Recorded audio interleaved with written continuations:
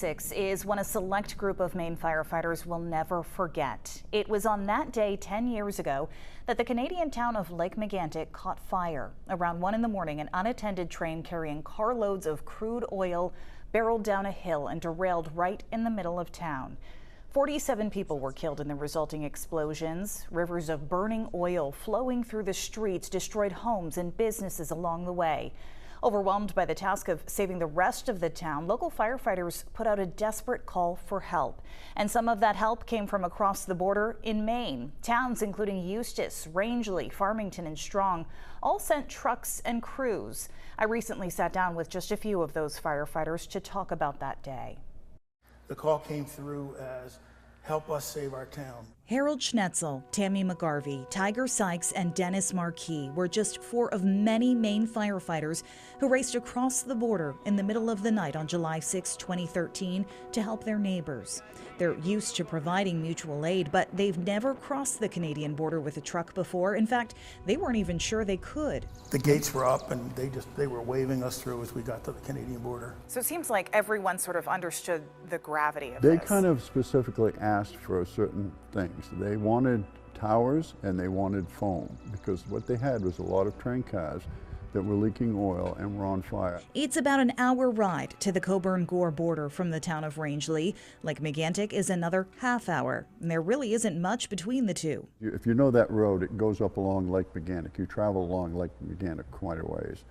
And so as you crest over the top of that hill, and you're still about 5 miles away from town, there was this giant black column of smoke. I mean, you could tell this was an extremely serious fire. And it was. What had happened is when these cars derailed, all this oil spilled into town and it naturally headed towards Lac Megantic.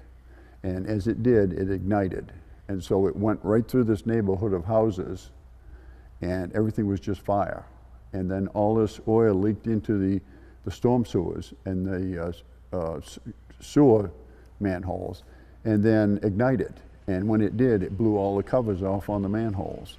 Another thing that it also did is that it destroyed the infrastructure for the fire hydrant system, so there was no fire hydrants. You couldn't use the fire hydrants. As we walked through town later on, it was very eerie to see just basement holes, foundation holes. There was nothing left of the Foundation structures. holes and chimneys. Yep. And they're right full of wall-to-wall oil. Yep. Nothing left but a cellar hole right full of oil.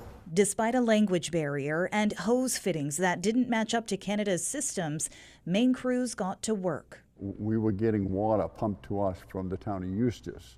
They were pumping out of the lake, and then we were spraying our water on the tanks. We were also providing water for working hand lines for the Canadians. It means this truck pumped steady for 24 hours, and so did the tower. Rangeley's focus ultimately became trying to keep train cars that hadn't caught fire yet cool. But you could hear tank cars blowing up all night long.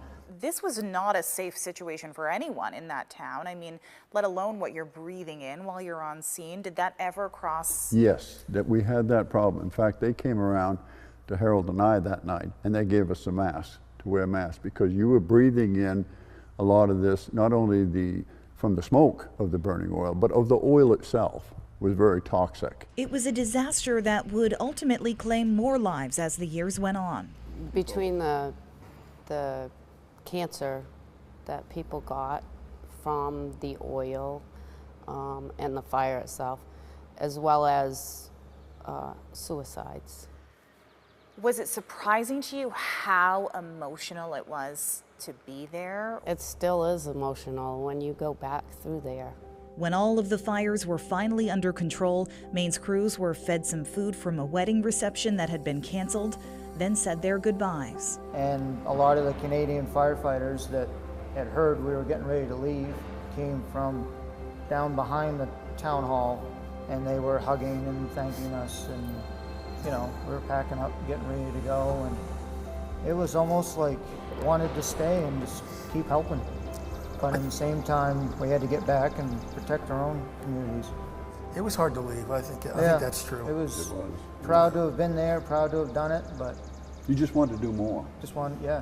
My thoughts just stayed with the people up there about, I just can't imagine, I'm going home to my safe home, and they're just beginning to deal with the thing up there.